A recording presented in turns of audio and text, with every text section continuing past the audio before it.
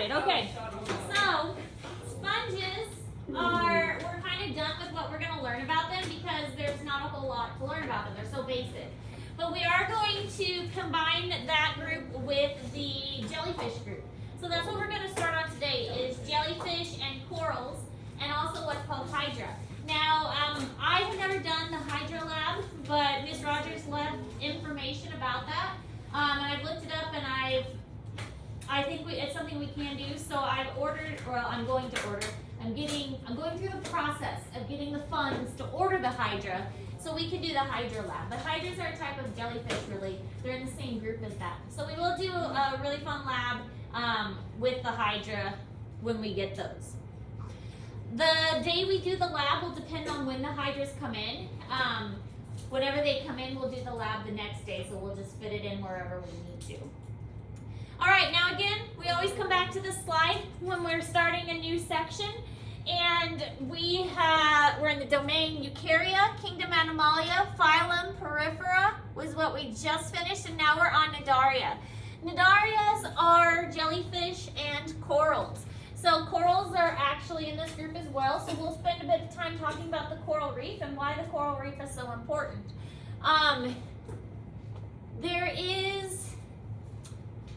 I don't really like videos, but there is a video. I'm trying to decide still if I'm going to show it or not. But there is a video that we can watch on the coral reef, and we may do it because it is a pretty good video. So anyway, I just don't like to do a lot of videos because people don't pay attention. How long is the video? It'd take a whole class. Oh yeah, you should definitely watch it then. Anyways, this you do need to write down because you are responsible for these classes within the phylum Cnidaria. So these are jellyfish and corals and hydras. We have hydrozoa, so obviously this is the hydra class. Scyphozoa, cubozoa, and anthozoa. And we will talk about animals that fall into each one of these categories. They're really kind of interesting. With sponges, they were filter feeders. They were passive. They just sat there and the water went through them. But now that we're getting into jellyfish, this is also anemones. They have stingers, so they are active hunters. Even though they don't look super complicated, they are able to develop these unique stingers that help them to capture their food. They don't sting clownfish. They do not. Well, they can sting the clownfish, but the clownfish are more resistant to it. We should watch Nemo so we can learn about this better. I do like Nemo. I liked the second one, the Finding Dory. I really like the octopus. The octopus? Yeah, he was cool. I like the second one too, but I think the first one. The first one's better. The first one's classic. They try to make sequels, but the classics are. Yeah. Cars. Major. Major? Major. Dude, nothing beats Cars. That's such a good movie. I love Major. That was a good movie too. I really love my Disney movies and my Pixar's. Yeah, all this stupid fake crap that us kids watch. Like Coco Melon, what the heck is that? Yeah. We're doing number bots. Number bots is a thing. What's the thing with the fish? You caught Logan watching Little Coco. fish that like Unbelievable. Bubble guppies? bubble guppies. Bubble That was guppies. one. I can't stand when that. you were little. No, it was not. My kids never really got into that, thank goodness, because the theme song itself. I could not. I can. You don't know what my show was? Wild Kratts. Oh, Wildcats is good though. That's a good Dude, one. did you ever watch Zaboom? Oh yeah, Chris for sure. Not Martin. Did you ever watch I should have finished it for I'm gonna stick to that. Secret Agent Oso. Secret Agent Oso. That one I don't know, but Magic School Bus I watched. Doc a lot of that. McStuffins? Martha Speaks. Alright, back to jellyfish. Word girl. So you do need to write all this down because this is kind of like the introduction to jellyfish. So it includes jellyfish, anemones, corals, and hydras. And again, we are going to do that hydra lab. I'm just working on the funding and then getting them shipped and all of that stuff. Wait, so what are hydras? Hydras they're pretty small, so we'll have to look at them under a microscope. But they look kind of like a sea anemone, which they have like a stalk, and then they have the tentacles. but they are like alive little animals that are predators. So we're gonna feed them and watch how they react when they're fed. Would they sting us?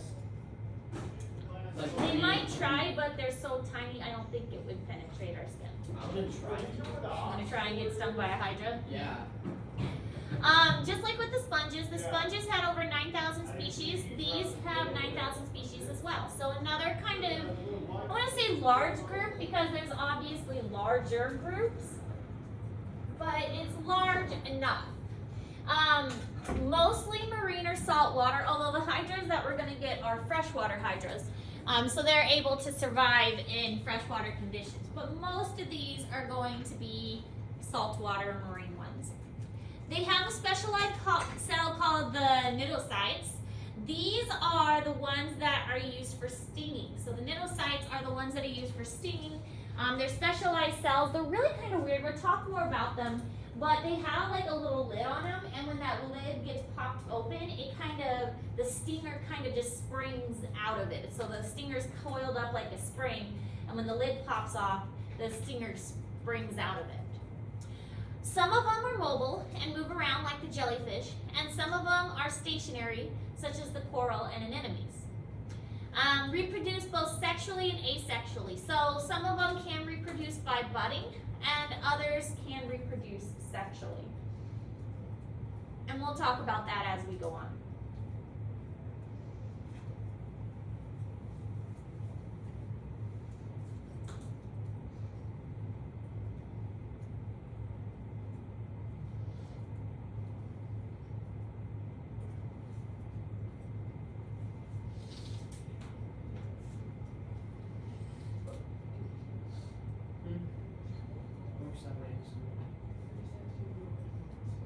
Oh, they said tonight. Yeah.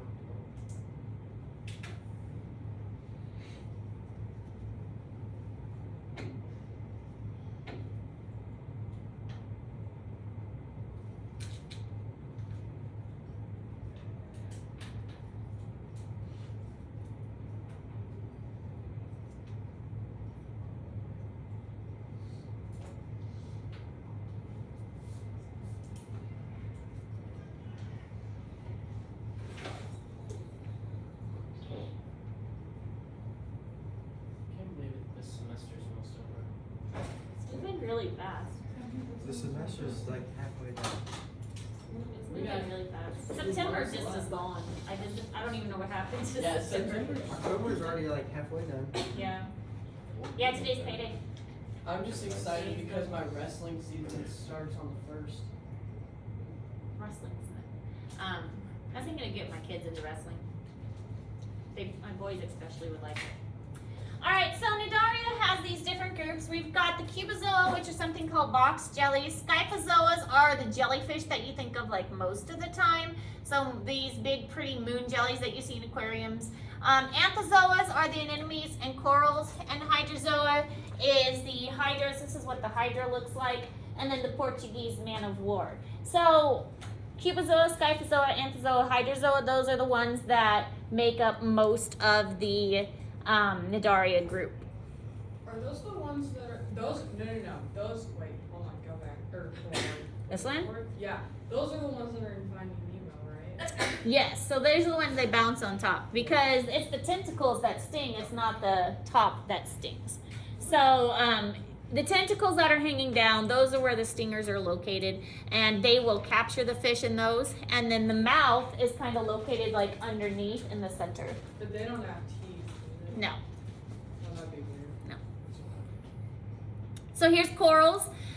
Corals are really interesting. We'll talk quite a bit about these because the coral reefs, even though we're kind of landlocked here, we don't have an ocean, they're still really important and they're facing a lot of issues. And so we will talk about the coral reefs and different things, different troubles that they're facing. Bleaching.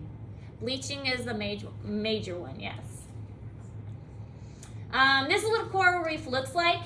Corals themselves are responsible for a lot of the reef, but here are the anemones that are found on the corals. Different sponges over here. This is a big coral here. So lots of variety. All right, now other characteristics Remember that the sponges did not have tissues. Well, the jellyfish do. They have two basic layers of tissue with a jelly-like material in between. So they have like an inside layer and an outside layer. But we do have true tissues forming. They do have those specialized stinging cell, the cnidocytes, and the cnidocytes contain something called a nematocyst. The nematocyst is the coiled up tube that pops out, as I was saying before, and causes that sting. And we'll look at that more and look at some pictures and how that process works. They have what's called a hydrostatic skeleton for the most part. Now, corals have a more rigid skeleton. But jellyfish have what's called a hydrostatic skeleton, which means if you were to take the jellyfish out of the water, what would happen? It would die, but what would it look like? Would it look like a jellyfish? No, they just look like a blob. Yeah, it looked like a blob because they need that support of the water surrounding them in order to give their body structure. So if they don't have that water surrounding them and you take them out of the water, they're just going to look like a blob. So that's called a hydrostatic skeleton. They're using the pressure of the water in order to maintain a certain shape. They are also radially symmetric. There are only a few animals that are radially symmetric. That means like if you cut them like a pizza. If you cut them up like a pizza, that is radially symmetric. And the cnidarians are one of those groups, but also the sea stars, echinoderms. Those are also radially symmetric. I don't think the sponges were symmetric much at all. I mean, kind of radially, not really. I didn't really have a lot of symmetry to them.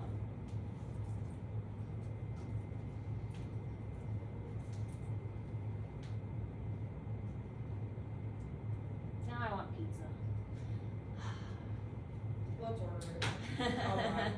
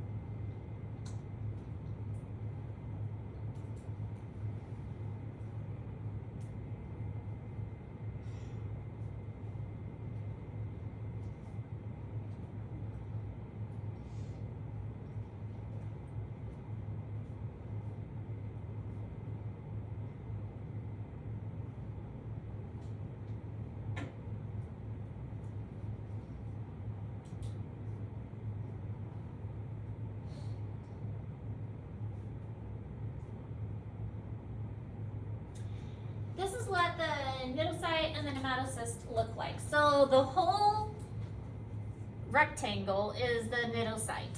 So that is the whole cell, but then it's got this specialized stinging structure inside. It's all coiled up in a nice neat little tube, and it has this little cap on it with a trigger.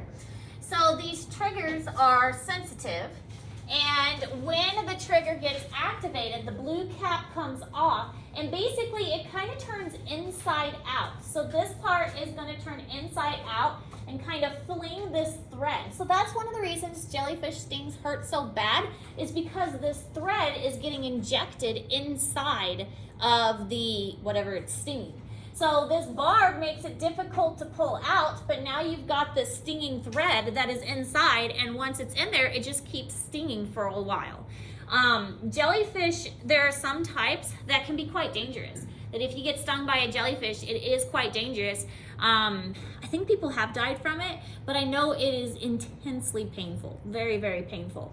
But again, it's because not only is this barb going into your skin, but that whole thread is going in as well. Yes? My mom got stung by a jellyfish when we were in Alabama. Really? Yeah, it was like bruised Yeah, because that thread gets in there and then it's really hard to get it out. Ugh. Yeah. But it has a trigger.